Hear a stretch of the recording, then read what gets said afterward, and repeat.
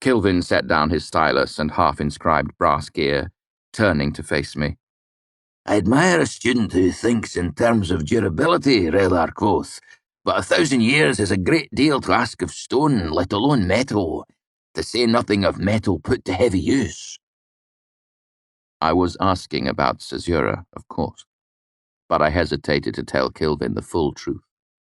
I knew all too well that the master artificer did not approve of artificery being used in conjunction with any sort of weapon.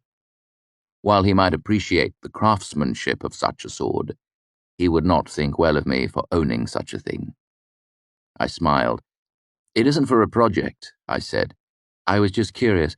During my travels, I was shown a sword that was quite serviceable and sharp.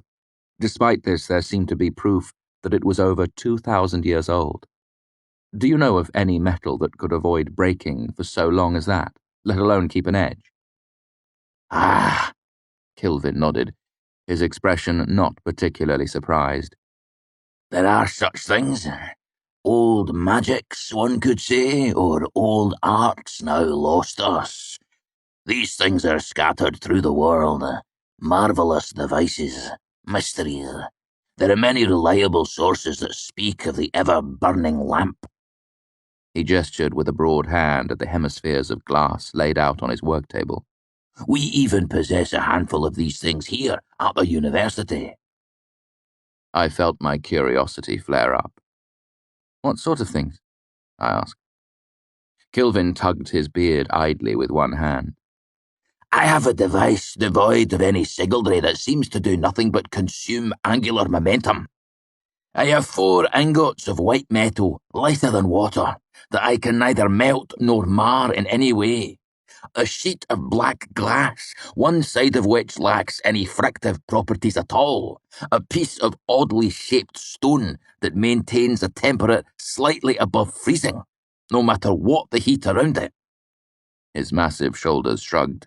These things are mysteries. I opened my mouth, then hesitated. Would it be inappropriate for me to ask to see some of these things? Kilvin's smile was very white against the dark of his skin and his beard. It is never inappropriate to ask, Relar quoth, he said. A student should be curious. I would be troubled if you were indifferent to such things. The big artificer went to his large wooden desk, so strewn with half-finished projects that the surface was barely visible. He unlocked a drawer with a key from his pocket and drew out 2 dull metal cubes slightly larger than dice. Many of these old things we cannot fathom or make use of, he said, but some possess remarkable utility. He rattled the 2 metal cubes as if they were dice, and they rang together sweetly in his hand. We call these warding stones.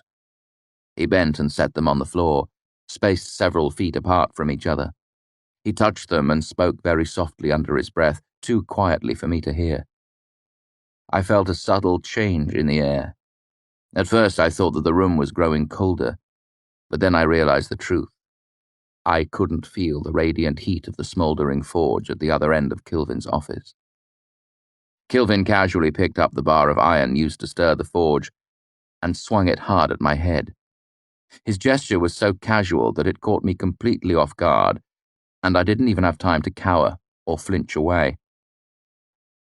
The bar stopped 2 feet away from me, as if striking some unseen obstruction. There was no sound as if it had struck something, neither did it rebound in Kilvin's grip. I reached out my hand cautiously, and it butted up against nothing. It was as if the intangible air in front of me was suddenly made solid. Kilvin grinned at me. The warding stones are of particular use when performing dangerous experiments or testing certain equipment, he said. They somehow produce atomic and kinetic barrier. I continued to run my hand along the unseen barrier. It wasn't hard or even solid. It gave way slightly when I pushed at it, and felt as slippery as buttered glass. Kilvin watched me, his expression faintly amused. Truthfully, Relar quoth, until Elodine made his suggestion, I was thinking of calling your arrow-arresting device the Minor Ward.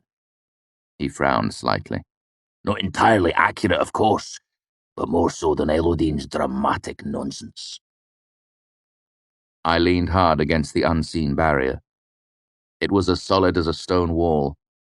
Now that I was looking more closely, I could see a subtle distortion in the air, as if I were looking through a slightly imperfect sheet of glass. This is far superior to my arrow catch, Master Kilvin. True. Kilvin gave a conciliatory nod and bent to pick up the stones, muttering again under his breath. I staggered a little when the barrier disappeared. But your cleverness we can repeat endlessly.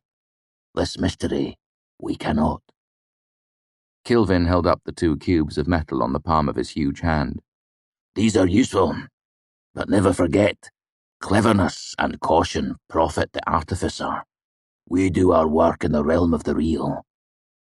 He closed his fingers over the warding stones. Leave mystery to poets, priests, and fools.